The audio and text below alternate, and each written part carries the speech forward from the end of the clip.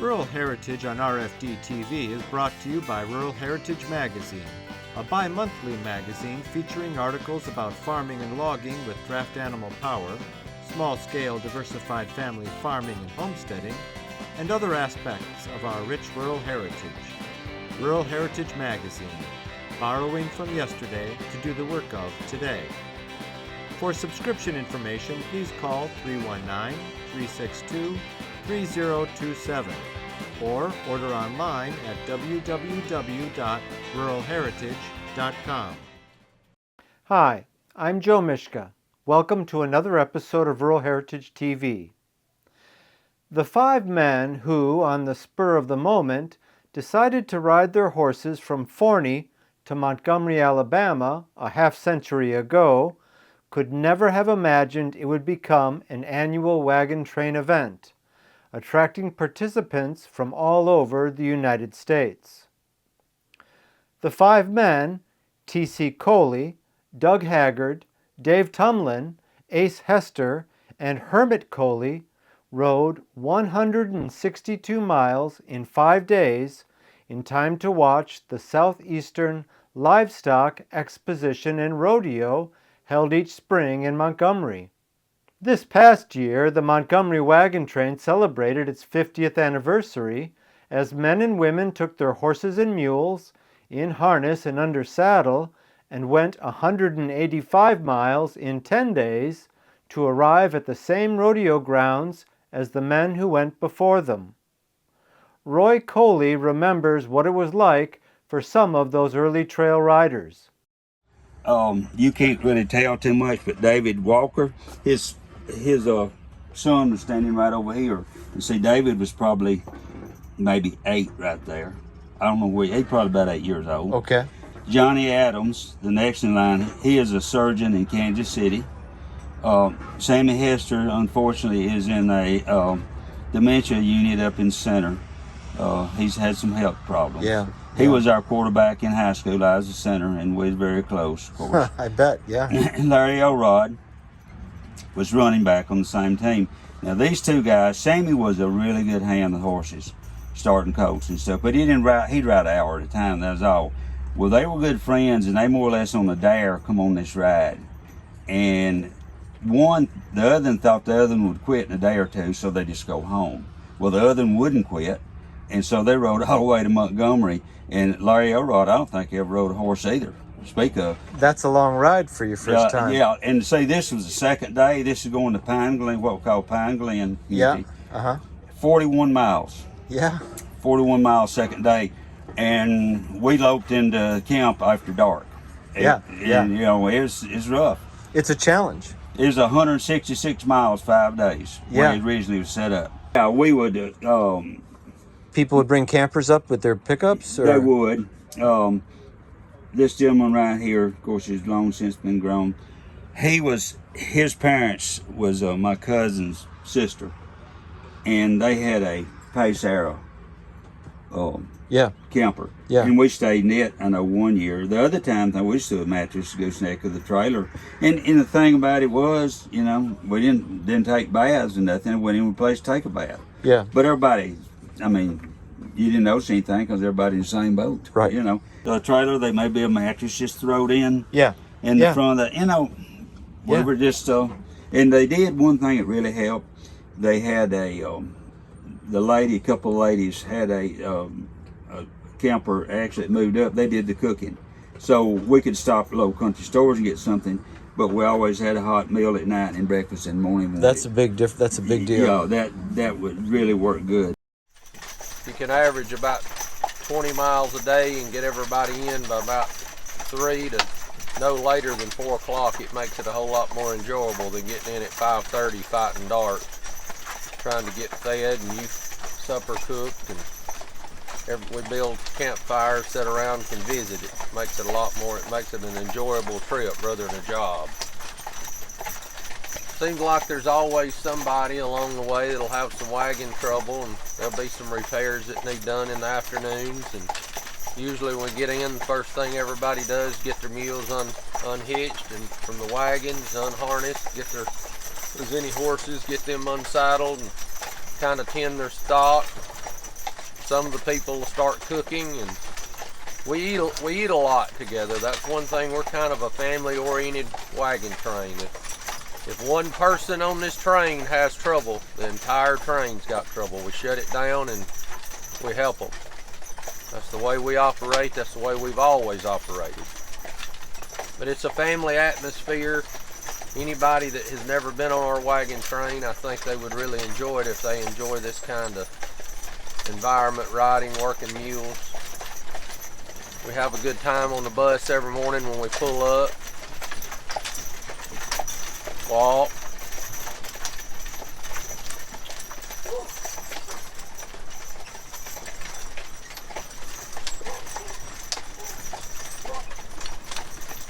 Somebody wanted to find out kind of what it was like. Would it be possible for them to get a hold of you or Susanna or somebody and just ride along for a few days? It would. We have a couple here today from Florida that they've never done anything like this.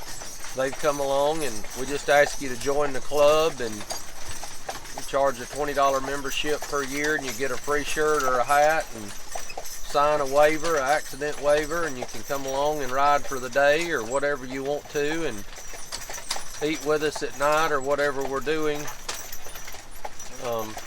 If you can go on our Facebook page, Forney Trailblazers. That pretty well keeps all of our upcoming events and what we're doing on there, trying to keep everybody updated and posted. And it's got our contact numbers. My number's on there as the president, and Todd Hill's on there for vice president. Susanna's the secretary. She does a lot for the club. So it's pretty easy to get a hold of us. Most of our rides are right there around northeast Alabama. We don't necessarily have an exact home base. We have several rides throughout the year, but we each host rides, and that way we got different scenery. This is our main ride of the year. That's why this club was formed years ago, and we're keeping it alive and going. And then we do a annual fall ride the second weekend in November. That's always a real good ride. The leaves are beautiful. We do that kind of Veterans Day week in November. We usually ride 3 or 4 days depending on the weather then, and we what you call clover leaf out. We camp the same spot. We don't pull up. Everybody can sleep later, and we usually leave out with a ride about 8 o'clock of the morning and come back in and cook and visit in the afternoons. That's a real fun ride also that we do.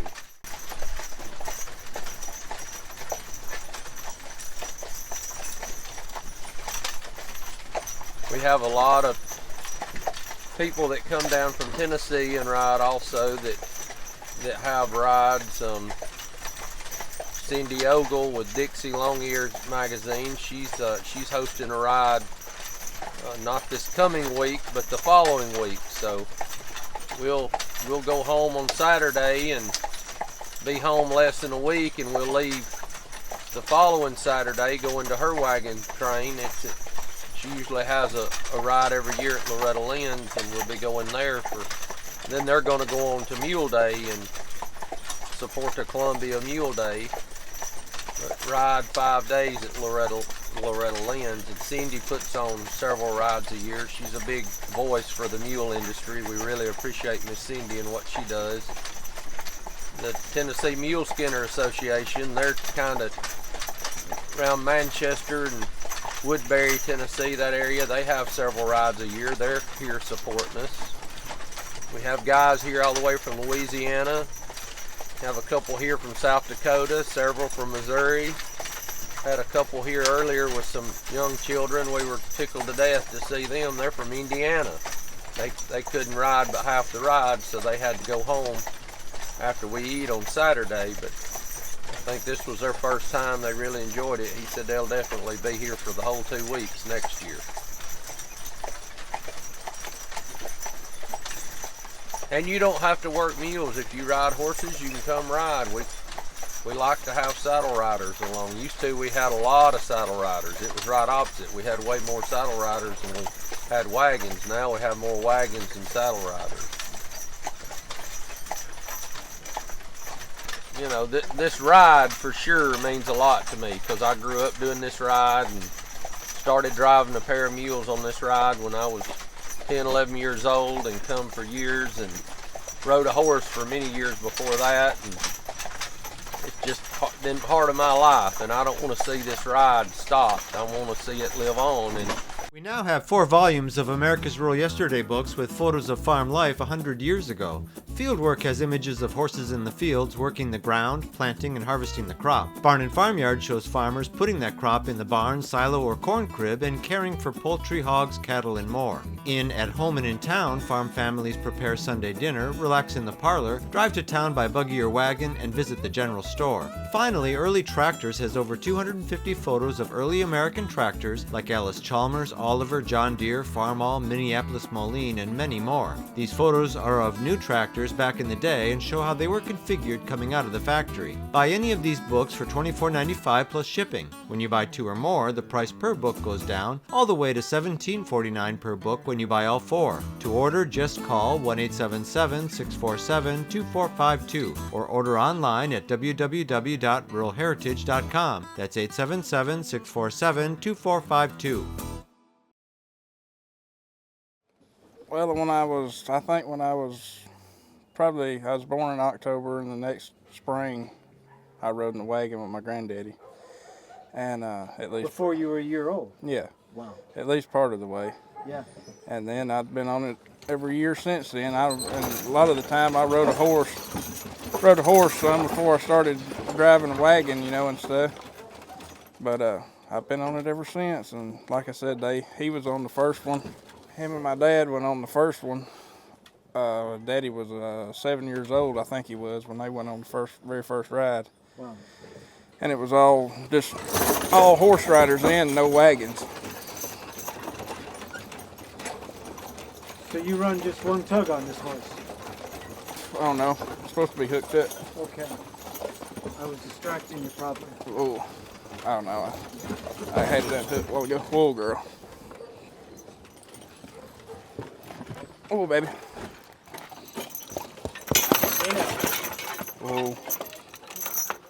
We're good. Yeah, I was messing with it there a while ago.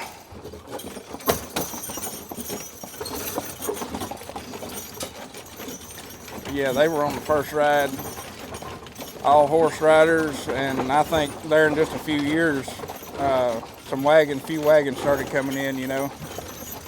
And then the wagons just grew every year after that. But yeah, I've been on it. This is the first year I've went this long. I hadn't been on it in probably 10 years, but up till I was probably 20 or 21 years old, I went every year. The whole way, or just almost the whole way. So you've probably seen it when it was bigger than it is now, and then get smaller, and now getting bigger. Yeah, again? it was when I was a kid. It was real big. It was probably about like it is now, maybe just a little bit more, and then it got down real small, just 8 or 10 wagons, and sometimes not that many, you know. And it got down pretty small there toward the end before we finally quit, and then in, you know, a couple, 2 or 3 years, they started back again, and they've been doing it ever since.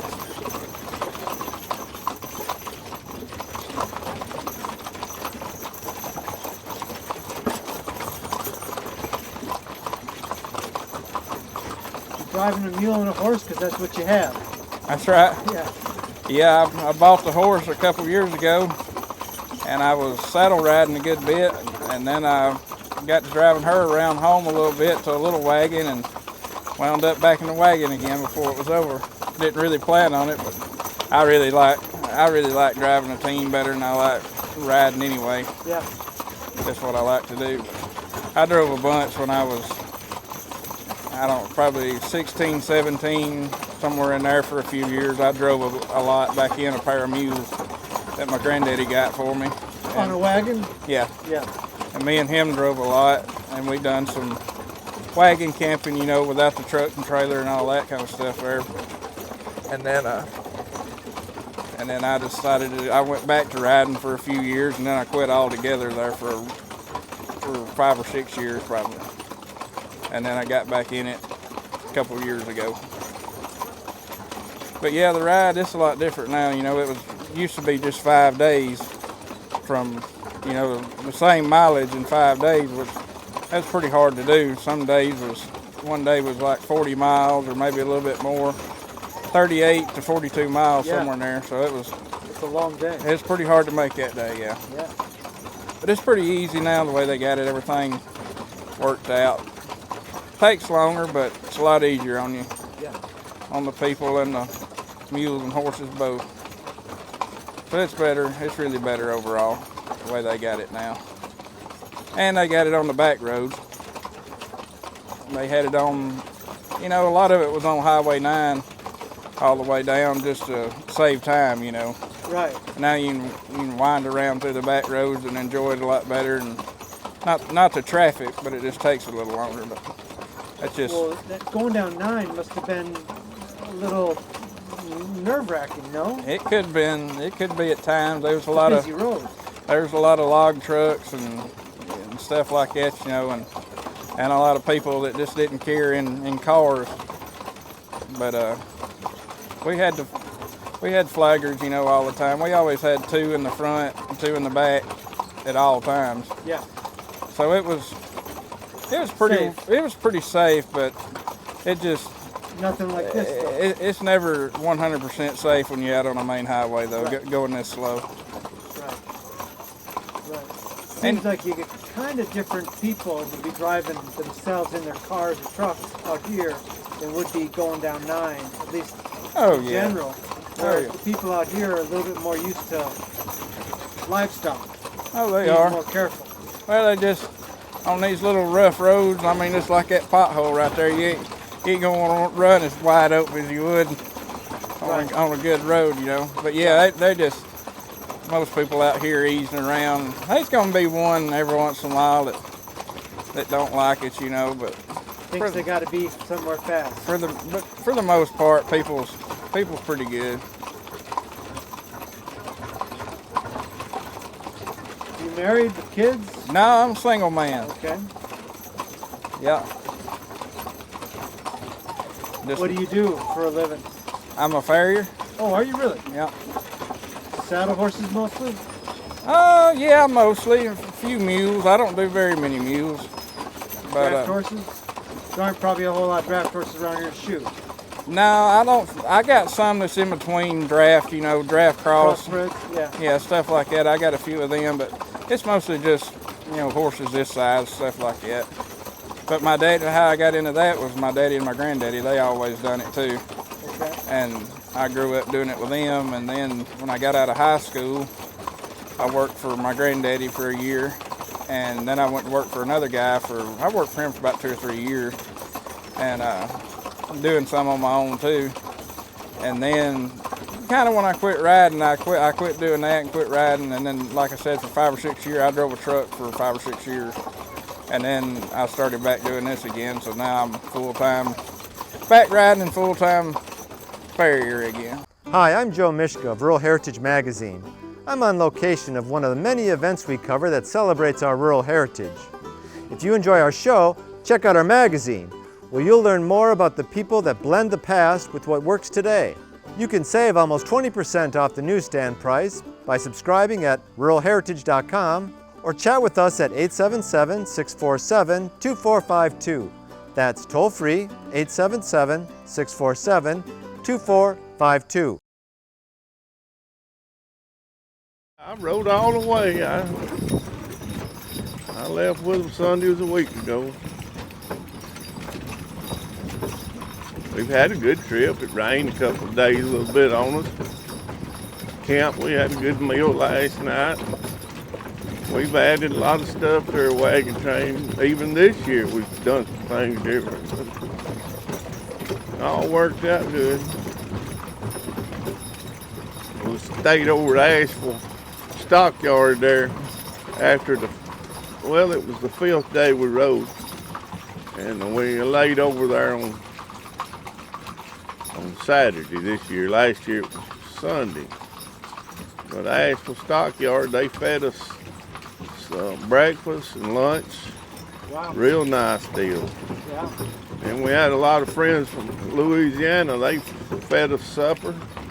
Actually, they did it 2 or 3 nights. So I've eaten. My wife packed me all kind of stuff, Joe, to eat. And, I hadn't even touched some of it. Everybody's been, real generous. Just Sharing. cooking for sharing, Yeah.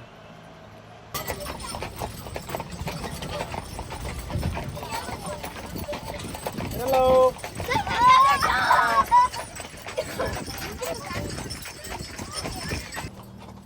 How many times you been on this ride? This is my second. Okay. I went last year all the way, and this year I really enjoyed it. It's so much, the people, the land.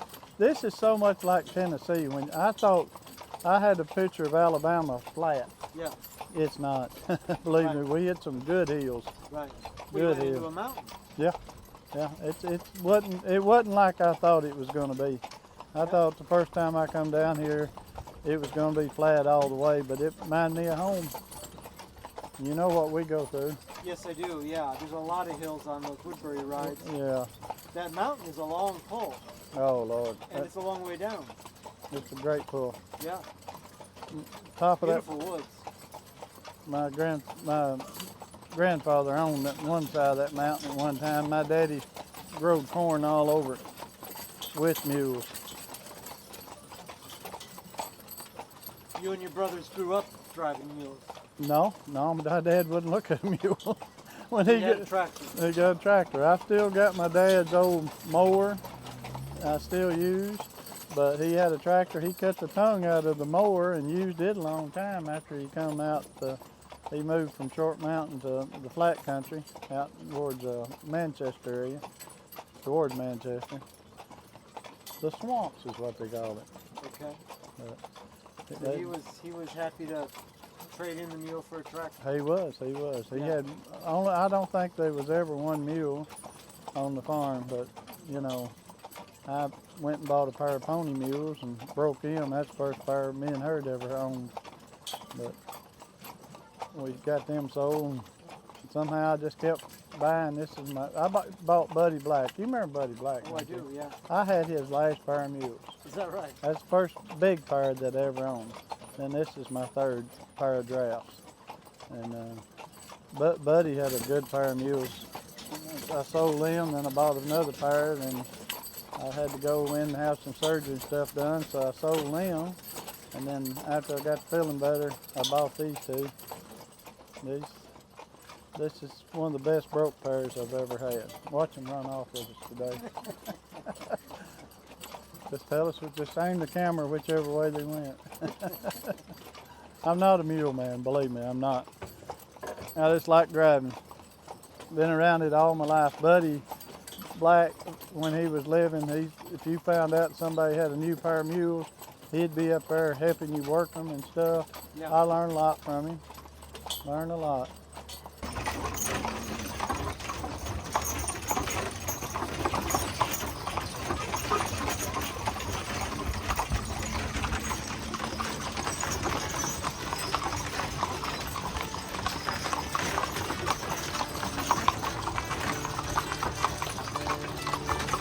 This program is available for purchase.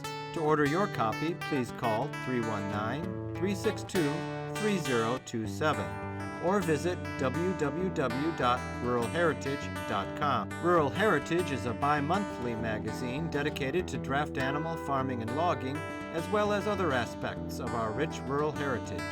It is published by Mishka Press, which also offers a complete line of back-to-the-land books, DVDs, and calendars.